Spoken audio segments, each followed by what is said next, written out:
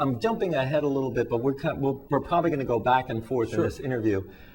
That when he had his big break with, of all people, Paul Anka, which is a whole nother weird trip, that immediately he called, for Paul to go and see his good friend John Prine. This was what Goodman talked about as his Lana Turner moment. He says, I must have shown my legs right or something. He's at this late night, early morning breakfast with Paul Anka and Chris Christopherson and Melvin Van Peebles and Lola Falana and Samantha Egger, all in the same suite of Paul Anka's at the Palmer House.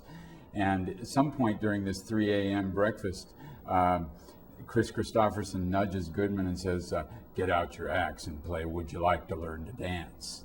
Of course, that was one of Goodman's earliest songs, and Goodman played the song, and Anka's first response was, how would you like a plane ticket to New York?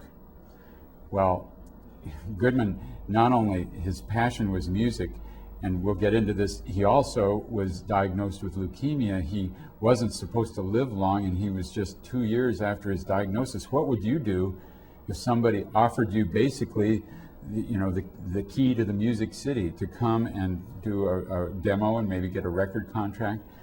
And you're right, the first thing out of his mouth was not, gee, Mr. Anka, sure, when do we go? His first thing out of his mouth is, if you think I'm good, you've got to come see my friend John Prine, which this whole entourage did the next night, and Anka ended up buying 2 plane tickets. I think it's the linchpin story of the book. It's of Goodman's generosity. It's so symbolic of how he conducted himself all through his life.